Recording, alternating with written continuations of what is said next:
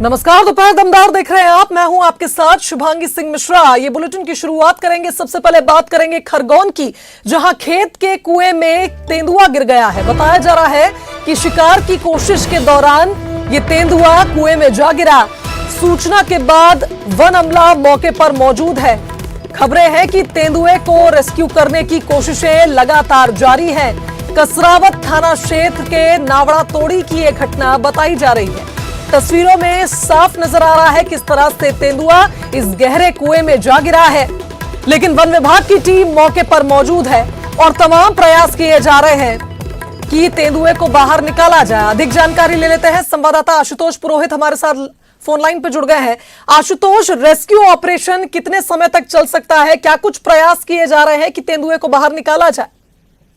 शुभांगी, मैं बताना चाहूंगा, ये कसरावत का नावड़ा टोली क्षेत्र है। यहाँ पर कुएं में एक किसान के खेत में सुअर का शिकार करने के चक्कर में ये तेंदुआ गिर गया था। इसका रेस्क्यू लगातार प्रयास किया जा रहा है। वन विभाग की टीम मौके पे पहुंच गई है। किसान जो है शरद पाटीदार, मनोज पाटीदार का खेत था और उन्होंने वन विभाग को सूचना दी है।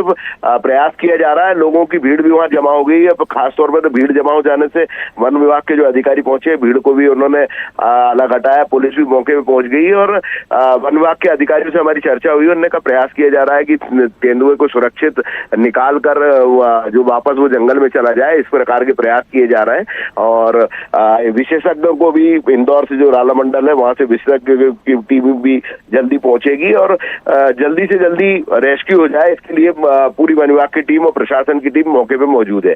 शुभांगी, चलिए, बहुत शुक्रिया आशुतोष तमाम जानकारी के लिए। तो देखिए, जिस तरह से तस्वीरें सामने आई हैं, काफी गहरा ये कुआं है, लेकिन लगातार प्रयास किए जा रहे हैं जल्द से जल्द तेंदुए के रेस्क्यू करने के लिए। बहरहाल आगे बढ़ेंगे। भोपाल से बड़ी खबर आपको बताते हैं, जहां कांग्रेस के सुंदरकांड पाठ पर सियासत शुरू हो गई है। दरअसल मंत्री विश्वास सारंग ने कांग्रेस पर निशाना साधा है। सारंग ने कहा कि मंदिर मैंने बनवाया, इसी को घमंड कहते हैं। चुनाव के समय हिंदू बनने की कोशिश कांग्रेस करती है, हिंदुओं का विरोध करती है कांग्रेस, लेकिन चुनाव आते ही कांग्रेस हिंदू बनने की कोशिश करने लगती है। कांग्रेस के वरिष्ठ नेता एंटनी जी ने एक सर्वे किया था और एंटनी की रिपोर्ट यही थी कि कांग्रेस अपनी नीतियों के कारण कहीं ना कहीं बहुसंख्यक समाज से दूर हो रही है। तो ये नाटक और नौटंकी केवल चुनाव में फायदा लेने के लिए की जा रही है। इधर पूर्व मंत्री पीसी शर्मा ने सारंग पर पलटवार किया है। उन्होंने कहा कि सिमरिया में हनुमान की प्रतिमा कमलनाथ ने बनवाई। झूठ बोलना ठीक नहीं है। कर्नाटक में जो हश्र हुआ वही अब मध्य प्रदेश में भी होगा। हनुमान जी के बारे में इन्होंने कर्नाटक में झूठ बोला था और अंजाम सबके सामने था।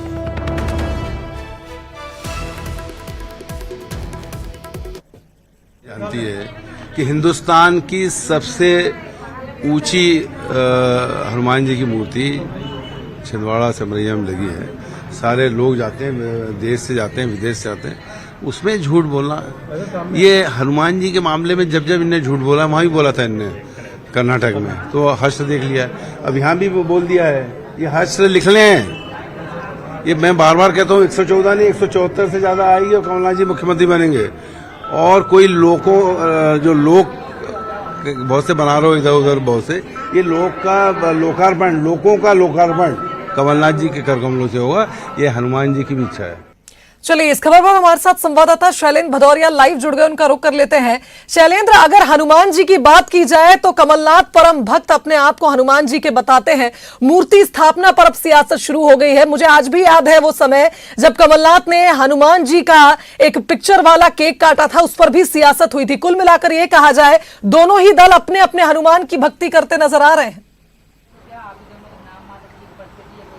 बिल्कुल शुभांगी, आपने ठीक कहा कि भले ही चुनाव में विकास प्रमुख मुद्दा होता है, लेकिन गाहे बगाहे जो है हिंदुत्व या फिर जिस तरीके हनुमान जी जो है अब इस चुनाव में पूरी तरीके से एंट्री कर चुके हैं। जिस तरीके से जो इस बात का आपने जिक्र किया कि जब हनुमान जी की प्रतिमा का जब केक काटा था उस समय भी सियासत हुई थी, और अब जिस तरीके से कल मुख्यमंत्री शिवराज सिंह चौहान ने जिस तरीके से कहा कि सिमरिया का जो मंदिर है वो प्राचीन मंदिर है, उसकी प्रतिमा कमलनाथ ने नहीं बनवाई, और यही कारण है कि उसके बाद अब सियासत भी शुरू हो गई है। सरकार को सद्बुद्धि के लिए आज कांग्रेस के द्वारा सभी जिला कार्यालयों पर सद्बुद्धि यज्ञ सुंदरकांड का पाठ कराया जाना, उसको लेकर भी सियासत चल रही है। जिस तरीके से मध्य प्रदेश सरकार के जो मंत्री है उनका साफ तौर पर कहना है कि चुनावी हिंदू बनने का काम जो है वो बीजेपी के जो कांग्रेस के द्वारा किया जाता है। और जिस तरीके से उन्होंने कहा कि जो ये बात कहते हैं कि मंदिर मैंने बनवाया, यही घमंड है, क्योंकि मंदिर कोई नहीं बनवा सकता जब तक कि भगवान की इच्छा ना हो। तो अब जो हिंदुत्व है या जो मंदिर निर्माण है उसको लेकर तमाम तरह के सवाल खड़े किए जा रहे हैं। और यही कारण है कि मध्य प्रदेश सरकार के पूर्व मंत्री और कांग्रेस के जो नेता है पीसी शर्मा, उन्होंने साफ तौर पर कहा है कि बजरंगबली को लेकर बीजेपी जो है वो झूठ बोलने का काम कर रही है। इस तरीके से कर्नाटक में झूठ बोला, उसका असर सबने देखा। और अब मध्य प्रदेश में जिस तरीके से कहा जा रहा है कि जो मंदिर कमलनाथ ने बनवाया उसको लेकर सरकार और सरकार के जो मंत्री है जिस तरीके से झूठ बोल रहे हैं, वो कहीं ना कहीं सब कुछ जनता भी समझ रही है और हनुमान जी भी समझ रहे हैं। और यही कारण उन्होंने कहा कि जो हश्र कर्नाटक में हुआ वही मध्य प्रदेश में होगा। हालांकि देखिए, भले ही जो दोनों ही राजनीतिक दल है विकास की बात करते हो, जिस तरीके से हाल ही में रिपोर्ट कार्ड पेश किया गया या 5 गारंटी की बात कांग्रेस करती है, लेकिन गाहे बगाहे जो है वो धर्म जो है इस पूरे मामले में चुनाव के दौरान जो है वो प्रमुख विषय लगातार बना हुआ है। जी बिल्कुल सही कहा शैलेंद्र आपने। जिस तरह से कर्नाटक चुनाव में बजरंगबली का प्रभाव हमने देखा था, कुल मिलाकर यह कहा जाए कि अब बजरंगबली की एंट्री आने वाले विधानसभा चुनाव के लिए मध्य प्रदेश में भी हो चुकी है। बहुत शुक्रिया आपका तमाम बातचीत के लिए। चलिए आगे बढ़ेंगे। भोपाल से बड़ी खबर आपको बताते हैं, जहां आईएएस नियाज खान ने कपिल शर्मा के शो में ब्राह्मणों की शिखा को लेकर मजाक जो बना है उस पर सवाल उठाए हैं। उन्होंने ट्वीट कर लिखा कि देखें शिखा का अपमान, मैंने पहली बार एक हिंदू कलाकार को अपने ही धर्म का मजाक उड़ाते देखा है। क्या हंसाने के लिए यही पवित्र एवं प्राचीन चीज मिली थी? धिक्कार है ऐसे धन अर्जन पर। बता दें कि नियाज खान ने इस ट्वीट में कपिल शर्मा शो में ब्राह्मणों के द्वारा धारण की गई शिखा के मजाक उड़ाने पर निंदा की है। उन्होंने ट्वीट में यह भी लिखा कि बॉलीवुड हर पाप की जड़ है, मैं अगली किताब में ब्राह्मणों के शिखा के अपमान को भी शामिल करूंगा कि कैसे गोरों की नकल करने वाले सनातन रक्षकों एवं क्षत्रियों का अपमान करते हैं।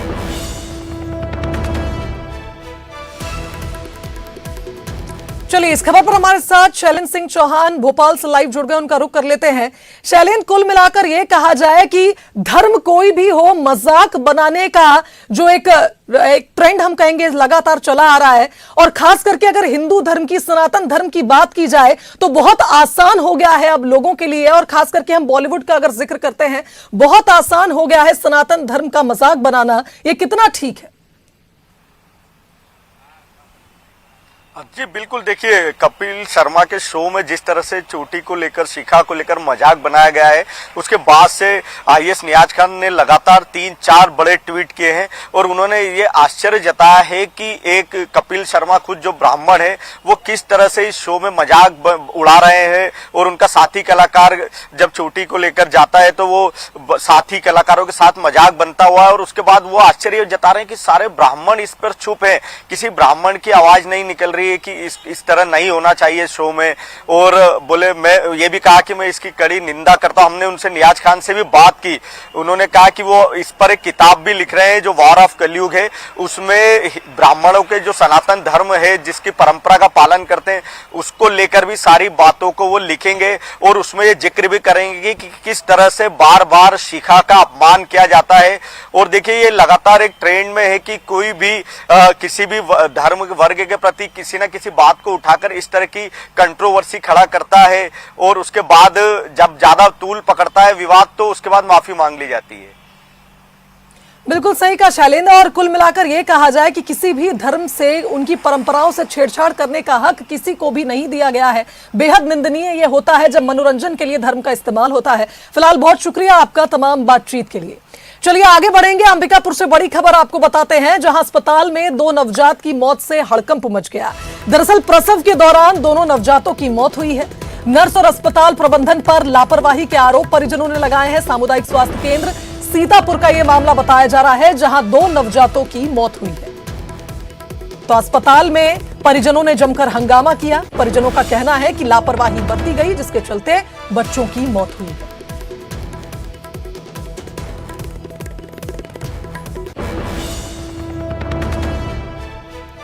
तो देखिए, सामुदायिक स्वास्थ्य केंद्र सीतापुर का ये मामला बताया जा रहा है। 2 नवजात बच्चों की मौत हो गई। लापरवाही की बात यहां पर सामने आई है क्योंकि प्रसव के दौरान ही दोनों बच्चों की मौत हुई है। परिजनों का कहना है कि नर्स और डॉक्टर ने लापरवाही बरती है, जिसके चलते बच्चों की मौत हुई है। चलिए अधिक जानकारी ले लेते हैं। संवाददाता श्रवण महंत हमारे साथ अंबिकापुर से लाइव जुड़ गए हैं। श्रवण, क्या है पूरा मामला, क्या कुछ कहना है डॉक्टर का?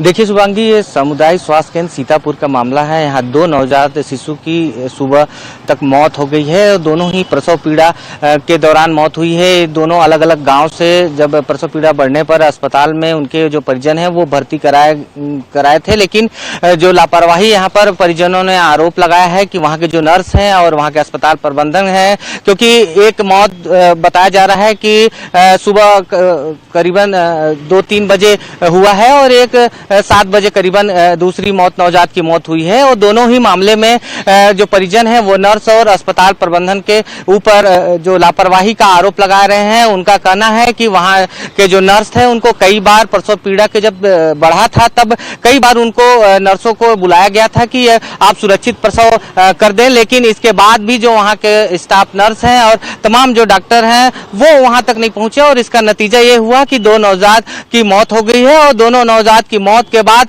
परिजनों में आक्रोश है और ये अस्पताल प्रबंधन पर आरोप लगा रहे हैं कि अगर हमारे साथ ऐसा हुआ है तो और किसी के भी साथ हो सकता है। मैं बता दूं कि ये जो ये कहा जाए कि ये सिस्टम की लाचारी है और अस्पताल प्रबंधन की ये पूरी लापरवाही है, जिसके चलते 2 बच्चों की मौत हुई है। फिलहाल बहुत शुक्रिया आपका तमाम बातचीत के लिए। चलिए आगे बढ़ेंगे। कोरिया से बड़ी खबर आपको बताते हैं, जहां बीच बाजार युवतियों में जमकर मारपीट हो गई। आपसी विवाद में युवतियों ने एक दूसरे को मारा। कोरिया के बैकुंठपुर बाजार की एक घटना बताई जा रही है। विवाद हो गया युवतियों के बीच और देखते ही देखते दोनों में पहले झड़प हुई और मारपीट शुरू हो गई। बताया जा रहा है कि दोनों युवतियों को अलग करने का प्रयास मौके पर मौजूद लोगों ने किया। किसी बात को लेकर दोनों में विवाद हुआ और फिर मारपीट शुरू हुई।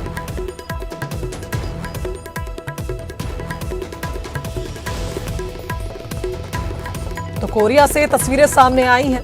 अधिक जानकारी ले लेते हैं। संवाददाता सुजीत हमारे साथ फोन लाइन पे जुड़ गए हैं। सुजीत, किस बात पर ये 2 युवतियां भिड़ गई?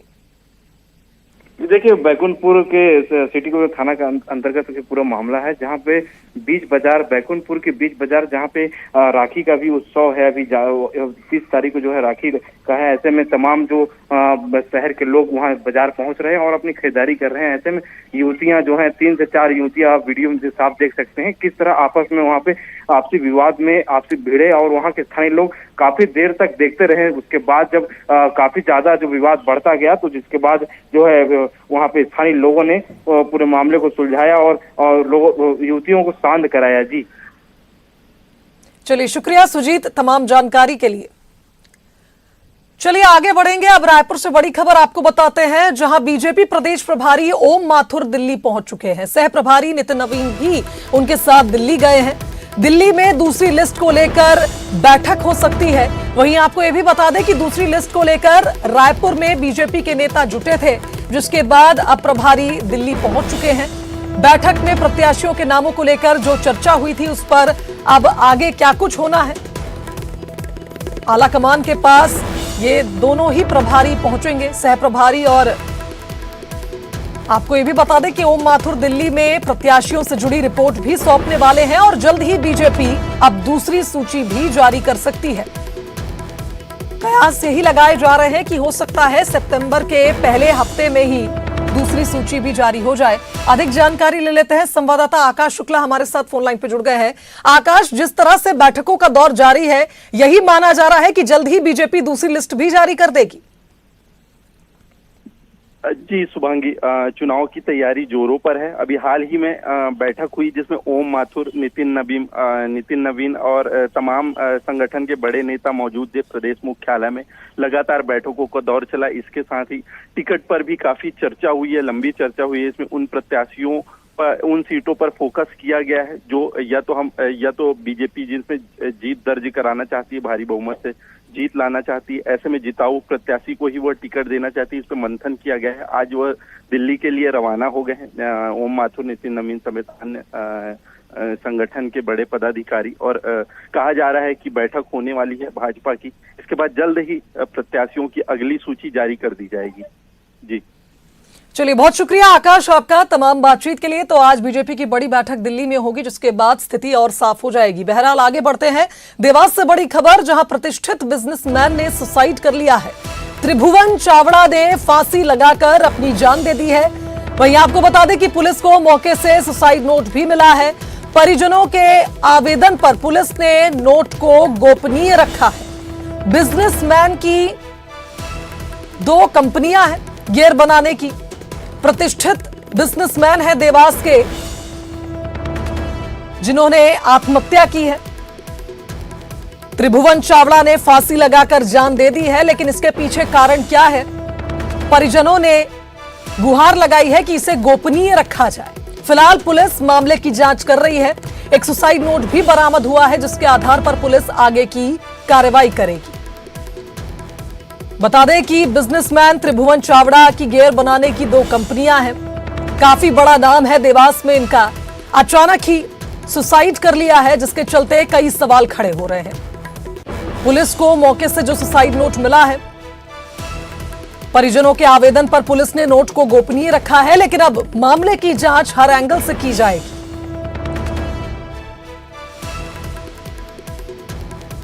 तो देवास से बड़ी खबर आपको बता रहे हैं। बिजनेसमैन त्रिभुवन चावड़ा ने फांसी लगाकर खुदकुशी कर ली है। सुसाइड नोट भी पुलिस को मिला है। सुसाइड नोट के आधार पर ही पुलिस मामले की जांच करेगी। परिजनों से भी बयान लिए जाएंगे। अधिक जानकारी ले लेते हैं। संवाददाता वरुण राठौर हमारे साथ फोन लाइन पर जुड़ गए हैं। वरुण, क्या कुछ अपडेट आपके पास इस पूरे मामले पर? देखिए, एक प्रतिष्ठित उद्योगपति है जिन्होंने अज्ञात कारण के चलते फांसी लगाकर आत्महत्या कर ली। कारण तो फिलहाल अज्ञात बताया जा रहा है, लेकिन त्रिभुवन चावड़ा का जो है उन्होंने फांसी फंदे पर लटके हुए मिले हैं। बताया जा रहा है कि पुलिस मौके पर पहुंची थी और पंचनामा फिलहाल इसमें बनाया गया है और अस्पताल में उन्हें पीएम के लिए रखा गया है। हालांकि उनके जो एक बेटा एक बेटी जो है विदेश में रहते हैं, उनके आने के बाद ही संभवतः पोस्टमार्टम किया जाएगा। जी चलिए, शुक्रिया वरुण जानकारी के लिए। तो आत्महत्या क्यों की है बिजनेसमैन ने, ये कारण अब भी अज्ञात है। फिलहाल मामले की जांच की जा रही है। चलिए आगे बढ़ते हैं। दुर्ग से बड़ी खबर आपको बताते हैं, जहां तालाब में डूबने से बच्चे की मौत हो गई है। दोस्तों के साथ ये बच्चा तालाब में नहाने गया था। जामुल के सूर्यकुंड तालाब की एक घटना बताई जा रही है। सूचना पर पुलिस मौके पर पहुंची है और बच्चे का शव बाहर निकाल लिया गया है। जामुल थाना क्षेत्र की घटना बताई जा रही है। तालाब में डूबने से बच्चे की मौत हो गई, जो अपने दोस्तों के साथ तालाब में नहाने गया।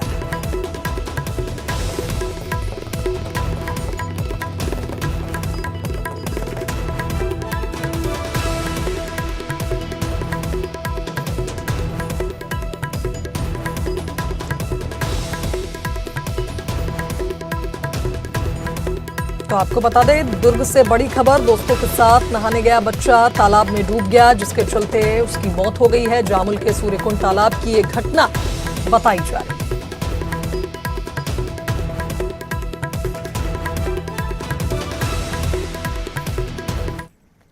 चलिए आगे बढ़ते हैं। कोरबा से खबर है, जहां सामाजिक भवन को लेकर समाज के लोग आपस में भिड़ गए। एक पक्ष ने थाने के सामने प्रदर्शन कर नारेबाजी भी की है।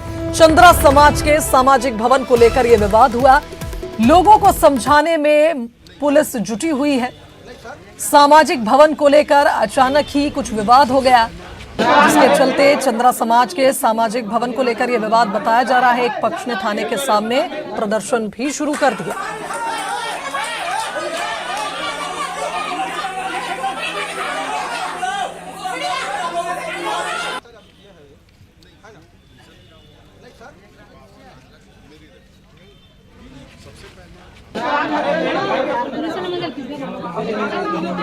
तो सामाजिक भवन को लेकर देखिए विवाद हुआ था। समाज के लोग बड़ी संख्या में थाने पर पहुंचे और यहां पर उन्होंने नारेबाजी भी की है। फिलहाल पुलिस समाज के लोगों को समझाने का प्रयास कर रही है। चंद्रा समाज के लोग बताए जा रहे हैं, जिनके सामाजिक भवन को लेकर कुछ विवाद हुआ। आक्रोशित समाज के लोग थाने पहुंचे, थाने का घेराव किया।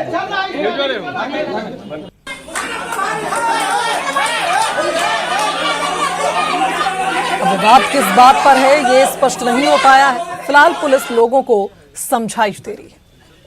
चलिए आगे बढ़ेंगे। जबलपुर से बड़ी खबर आपको बताते हैं, जहां नागपुर की बहुचर्चित भाजपा नेता सना खान मर्डर मामले में पुलिस जांच में जुटी ही हुई है और अब जांच के लिए नागपुर पुलिस की 3 टीमें जबलपुर भी पहुंच गई हैं। सना के शव की तलाश में नदी से 50 किलोमीटर के दायरे में आने वाले हर गांव में अब सर्च ऑपरेशन चलाया जाएगा।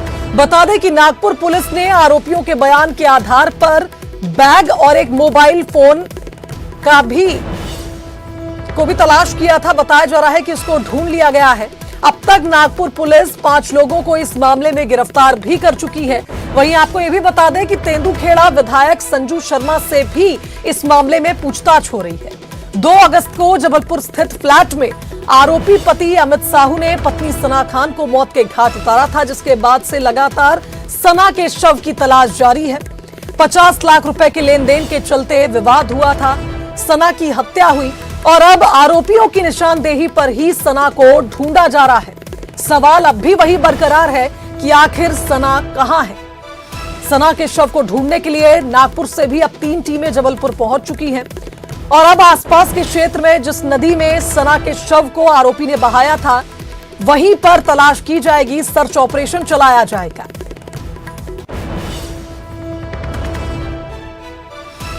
चलिए अधिक जानकारी ले लेते हैं। संवाददाता पवन पटेल हमारे साथ फोन लाइन पर जुड़ गए हैं। पवन, ये गुत्थी सुलझने का नाम ही नहीं ले रही। लगातार इस मामले में नए खुलासे जरूर हो रहे हैं, लेकिन अब तक पुलिस सना तक नहीं पहुंच पाई है।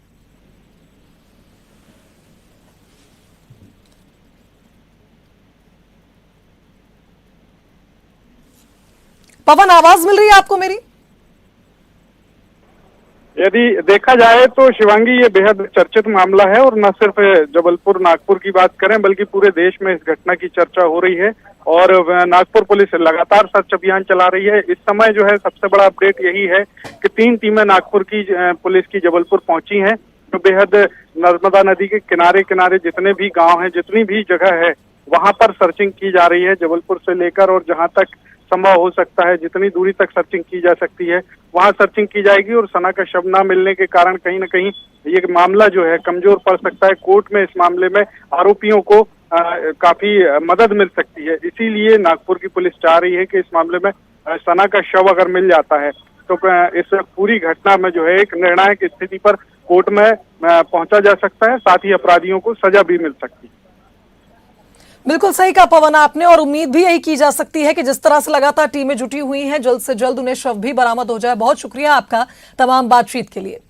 तो इसी के साथ इस बुलेटिन में फिलहाल इतना ही। दीजिए इजाजत।